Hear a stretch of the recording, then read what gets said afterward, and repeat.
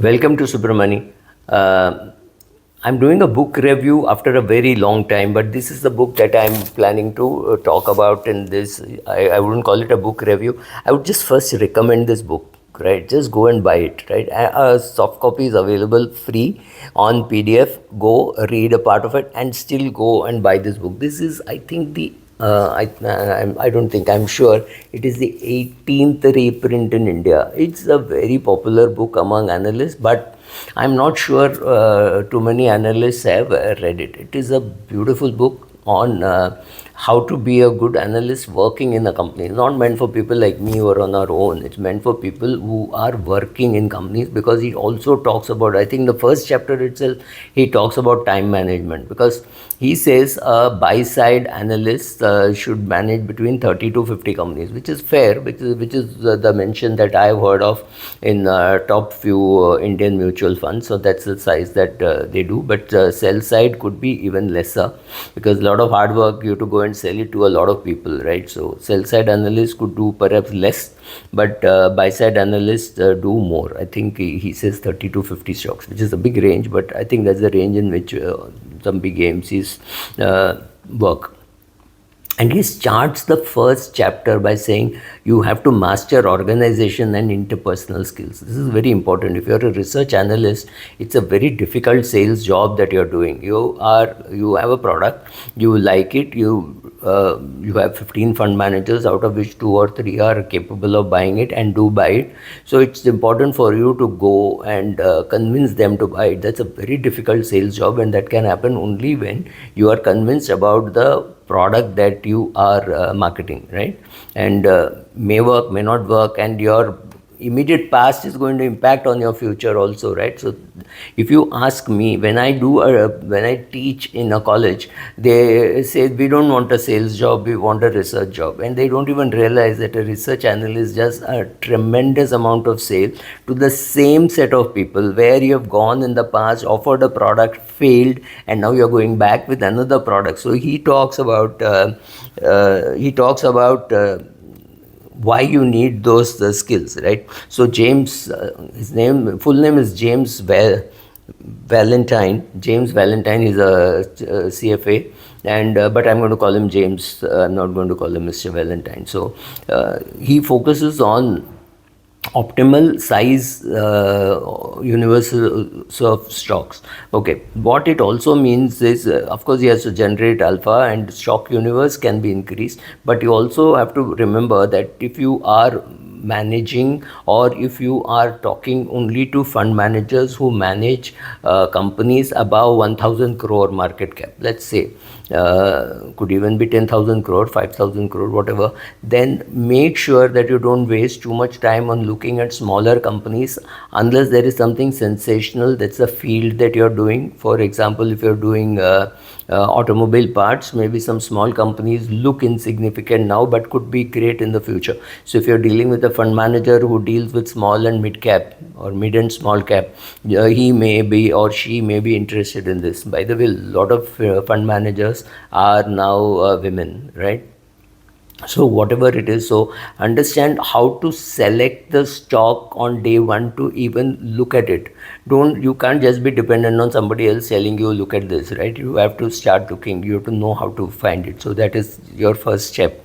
Also, he talks about time management in the first chapter itself, because effective time management steps, he says, delegate, automate, or outsource. One caveat here: the word artificial intelligence is terribly misused and overused. It is the AI tools, or what they are called, it's just a scraper. They just go scrap whatever is available on to Google, or in the www, and they give you a summary. So when I tried summarizing how the 1992 scam happened, how the Ketan Parikh scam happened, how the CRB scam happened, you just don't get stuff, right? You don't get good stuff. So what can you outsource to this is to say, I'm looking at this company, can you summarize the last 5 years director's report?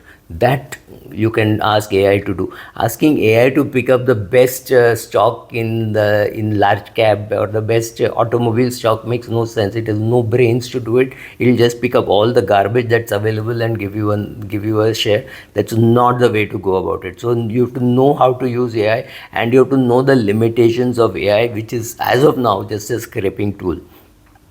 The second chapter, he talks about generating qualitative insights into a business. Now, it is easy for somebody to believe, and this is good for somebody like me who has come from a background of doing projects for the institutions, right? So some institution wants to lend money. They're far more rigorous than a fund manager wanting to sell to his boss or to buy the shares for himself.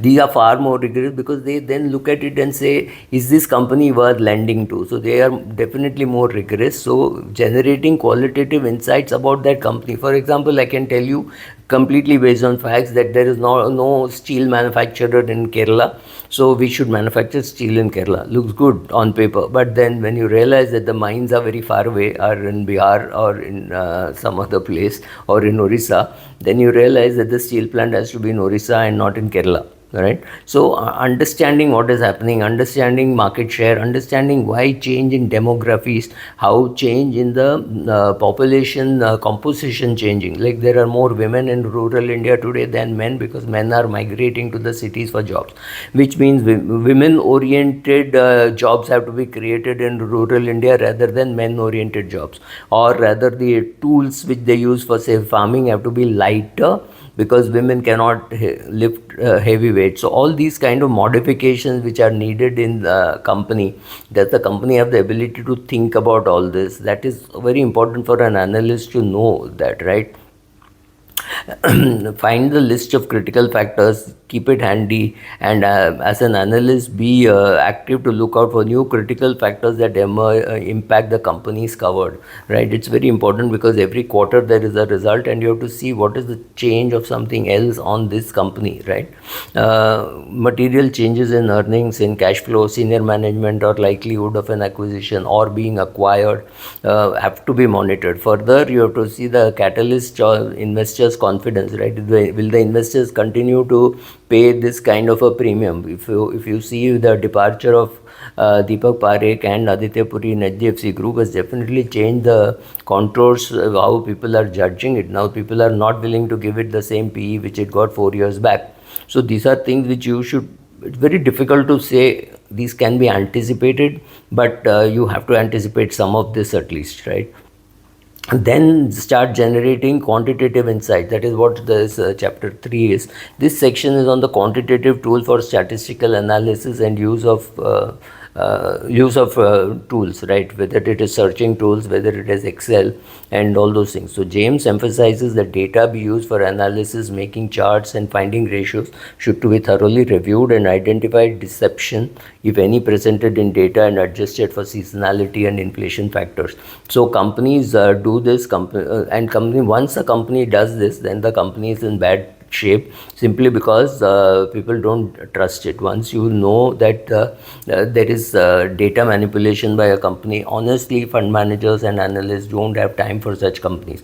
How many companies does even a company, even in an AMC managing 3 lakh crores or 2 lakh crores, they don't have time for such companies who are slightly less on morals. Even if you go and tell the AMC that our results are going to be very good, the first thing is, how many other people have you told? It's not that you're going to come and tell me exclusively. So there your bullshit meter has to be high. And second, quantitatively, when the management is talking, make sure that the figures are not manipulated, right? Not rounded off unnecessarily and things like that. So you have to learn Excel is a basic thing which he says, and that's fairly obvious. He's saying it in the 18th edition. I'm not sure what he said in the first edition, but there is no there's no denying that you have to learn as much of Excel, PowerPoint, and other communication skills, which he says even in the first chapter.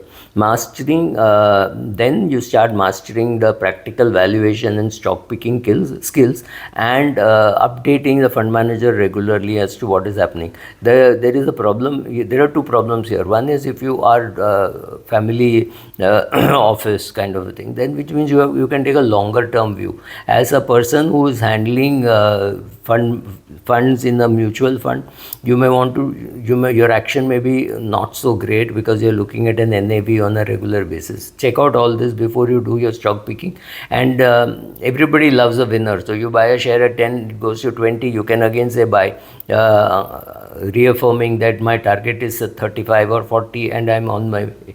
After it reaches 35, is your skill is saying, has it done its thing, or now your bias comes in. So be careful about the bias coming in. Of course, you have to use all valuation methods like DCF over different multiples, right? Today you may even have to compare across countries, saying, oh, India PE is at 25 is too high, I can get Korea at 7, or I can get Japan at 21, or I can get US at 18, whatever. So across countries, across the same industry, and some private valuation also you will have to see. Look at the recent IPOs which are coming, and saying in this industry at what IPOs are people coming with, is it getting fully subscribed, right? Checking out all that. To generate alpha return on stock, the analyst must focus on some other aspects like forecast, valuation, and sentiment. Now, forecasting the EPS is something which you can sit with the management and do. Maybe you can do a reasonable job of doing it, but it is not going to be very easy. Valuation is very difficult. You will, as a young analyst, you will have to give a range of PE, saying this company has always quoted at a PE of 30. It has come down very rarely to 28, and I've been tracking it for 2 years. If the valuation never comes down, what do I do? This is a good question which you should be asking your fund manager rather than trying to answer it yourself. The author also discusses the analyst's need to answer many of these questions before making a stock call and considerations for price targets. Create your own portfolio. Software is available, and check what you thought and what is happening. Make notes. There's no denying that. I don't think James is talking so much about making notes. That is my personal thing. But when you make notes, you can go back and see what mistakes you made, or what you got right because of your right thinking. Thank you.